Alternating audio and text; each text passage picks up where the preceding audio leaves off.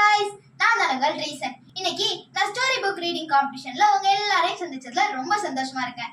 இன்னைக்கு நான் எந்த புக் ரீட் பண்ண போறேன்னா கடற்கன்னி எலினா புக்.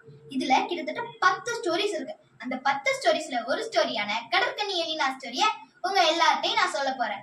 புக்க பத்தி தெரிஞ்சுக்கிட்டோம், ஆத்தரை பத்தி தெரிஞ்சுக்கணும்ல.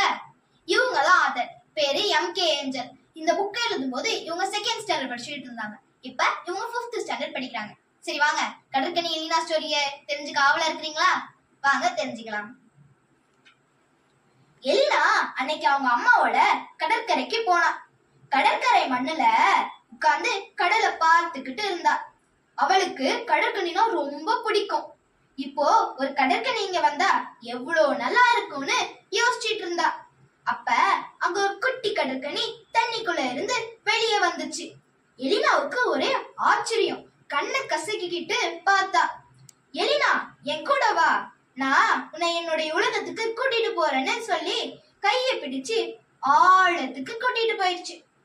அங்க எலினாவுக்கு அந்த அரண்மனையை பார்த்ததும் ரொம்ப ஆச்சரியம். அரண்மனை ரொம்ப பெருசா இருந்துச்சு. வண்ண வண்ண மீன்கள் நடமாடிக்கிட்டு இருந்துச்சு. கடற்கன்னியோட அப்பா ஒரு சிப்பி மாதிரி இருந்த பெரிய சிம்மாசனத்துல உட்கார்ந்து இருந்தாரு. பக்கத்துல அவங்க அம்மா கடற்கன்னியும் உட்கார்ந்து இருந்தாங்க. அவங்க எலினாவ அன்பா கவனிச்சு விருந்தெல்லாம் கொடுத்தாங்க. குட்டி கடற்கன்னி, அப்பா நாங்க கொஞ்ச நேரம் வெளியே போய் விளையாடுறோம்பான்னு கேட்டா. அவரும் போய் விளையாடுங்க, ஆனா கவனம்னு சொல்லி அனுப்பினாரு.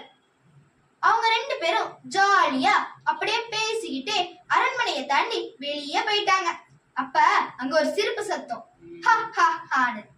திரும்பி பார்த்தா ஒரு சூனியக்காரி அவங்க 2 பேரையும் ஒரு கூண்டுல போட்டு தூக்கிட்டு போயிட்டா. அவளோட வீட்டுக்கு போய் ஒரு மரக்கிளையில அந்த கூண்டை மாட்டி வச்சுட்டா. நான் குளிச்சுட்டு வந்து உங்க 2 பேரையும் சாப்பிட போறேன்னு சொல்லி சொன்னா சூனியக்காரி. அவங்க 2 பேருக்கும் என்ன செய்யறதுன்னே தெரியல. ஆனா இதையெல்லாம் தூரத்துல இருந்து ஒரு தங்க மீன் பார்த்துக்கிட்டே இருந்துச்சு. அது வேகமா நீந்தி போய் நடந்ததெல்லாம் ராஜா கிட்ட சொல்லுச்சு. உடனே ராஜாவும் ஒரு கடற்குதிரையில ஏறி டொக்கு டொக்குன்னு வேகமா வந்தாரு. ராஜாவை பார்த்ததும் சூனியக்காரி ஹி ஹி ஹி, ராஜா இவங்க உங்க பொண்ணா, மன்னிச்சிருங்க அப்படின்னு மறைஞ்சிட்டா. அப்போ ஒரு சத்தம் கேட்டுச்சு, எலினா எலினா எழுந்துரு, ஸ்கூலுக்கு போகணும்னு அம்மா எழுப்புனாங்க. ஓ எல்லாம் கனவா அப்படின்னு சிரிச்சுக்கிட்டே ஸ்கூலுக்கு கிளம்ப ஆரம்பிச்சா எலினா. என்ன குழந்தைகளே, உங்களுக்கு இந்த கதை பிடிச்சிருக்கா? பிடிச்சிருந்தா மறக்காம லைக் பண்ணுங்க, உங்க ஃப்ரெண்ட்ஸுக்கு ஷேர் பண்ணி லைக் பண்ண வைங்க. மறக்காம சில்ட்ரன்ஸ் பார்க் யூடியூப் சேனலை சப்ஸ்கிரைப் பண்ணிருங்க. By guys.